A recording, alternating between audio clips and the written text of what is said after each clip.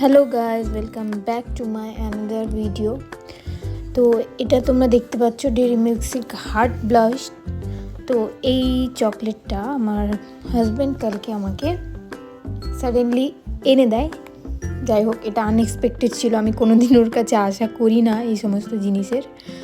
তো খের, তো এটা দেওয়ার পর আমি ভাবলাম যে এটা আনবক্সিং করি। তো দেখো, এখানে দেখতে পাচ্ছ যেটা হচ্ছে প্লেস ফটো হেয়ার। এখানে তুমি হচ্ছে একটা ফটো তোমার অ্যাড করতে পারো, বাট আমি বলবো যে চকলেটটা খাওয়ার পর তুমি কেউই এই প্যাকেটটা রাখবে না আশা করি। তো তারপর প্যাকেজিংটা কিছুটা এরকম ছিল। আর এখানে চকলেটে এমন কিছু মানে আলাদা আছে তা না, যেমন ডেইরি মিল্ক নর্মাল খেতে হয় ঠিক সেরকমই এই চকলেটটাও।